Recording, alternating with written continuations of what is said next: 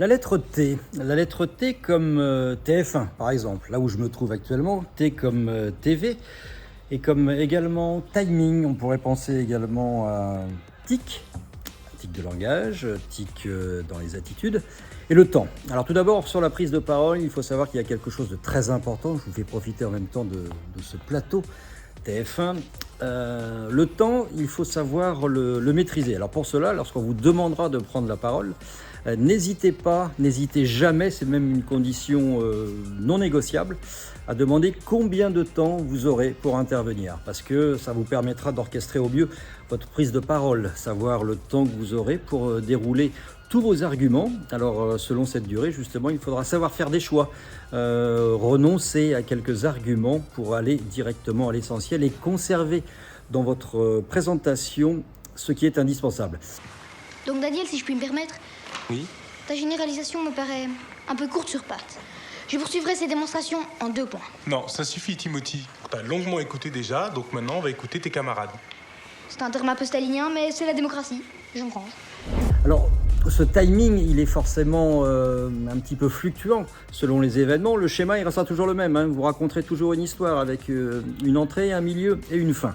Ensuite, il y a par exemple les tics de langage. Ça correspond à quoi les tics ? Eh bien, tout simplement à des mots parasites qui vont venir agrémenter votre prise de parole. Pardon de vous le dire, mais... Non, pardon de vous le dire. Mais tous les poids lourds sont du passé, pardon de vous le dire. Hein. Ah bon Bah, Vous êtes et pour et contre. Non, pardon de vous le dire, je suis pour une transition. Alors le plus simple pour les identifier, c'est tout simplement d'aller chercher quelques vidéos. Vous allez enregistrer, que ce soit à l'occasion de prise de parole ou en vous entraînant, et vous verrez que très rapidement, c'est quelque chose qui vous heurtera l'oreille et vous posera problème. Moi, j'ai eu la chance dans ma carrière de travailler avec mon directeur de l'époque, à savoir Frédéric Chevitte. Et souvent, après un match commenté, eh bien, on prenait la cassette, et oui, ça ne nous rajeunit pas, c'était pas autant encore de l'informatique généralisée comme aujourd'hui, on était au temps de la VHS, eh bien on prenait des cassettes, ou même les cassettes bêta, puis on regardait le match ensemble, et on s'arrêtait toutes les 10 secondes à peu près pour dire « Pourquoi tu dis ça là ? Pourquoi tu fais ça ? Pourquoi tu fais ça ?»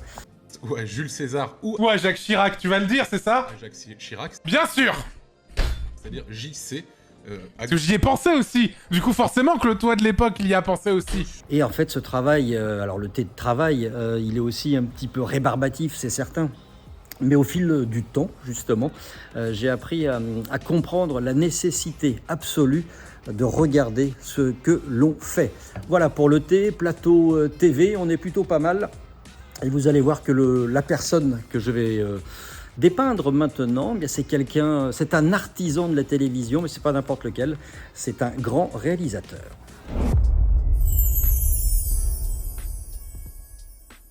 C'est pas un sportif que je vais vous présenter aujourd'hui pour la lettre T. On va parler de télévision avec des personnages qui font le sport à la télévision.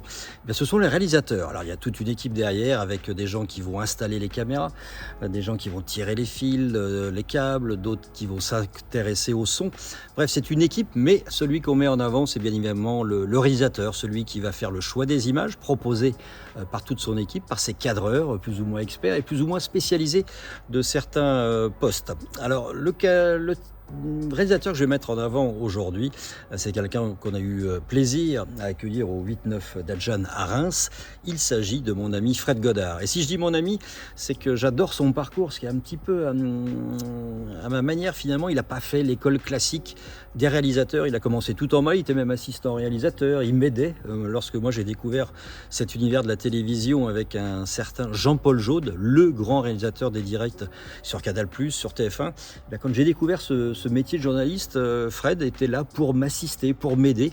Et puis au fil du temps, il s'est beaucoup intéressé à l'image. Et puis un garçon comme Charles Bietri lui a donné sa chance. Et Fred Godard est devenu l'un des réalisateurs les plus talentueux. J'aime son style, j'aime sa façon de filmer. Par exemple, il aime bien les plans comme ça, un peu par en dessous. Donc je vais finir comme ça avec Fred, avec les caméras sur le plateau. Fred, c'est l'homme des grands rendez-vous aujourd'hui alors il a fait beaucoup de chaînes de sport. Je pense entre autres à Eurosport, où on s'est côtoyé côtoyé pendant très longtemps et je prenais beaucoup de plaisir à travailler avec lui. Et puis après, il a pris son envol pour aller, entre autres, sur le service public, où c'est l'homme des grands rendez-vous rugby, des grands rendez-vous également de tennis, avec la quinzaine à Roland-Garros, mais pas que, c'est l'homme des grands matchs, de toutes ces choses-là. Et puis alors, ce que j'aime avec Fred, c'est que finalement, il est quand même un petit peu atypique, il n'est pas totalement dans les codes, et c'est pour cela que malheureusement pour lui, il ne fait pas ni les Jeux Olympiques, ni la Coupe du Monde de football, parce que voilà, un cahier des charges, c'est pas forcément le cadre dans lequel il est le plus à l'aise, mais Fred Godard, c'est une vraie signature et vraiment j'avais très envie de le mettre en avant aujourd'hui.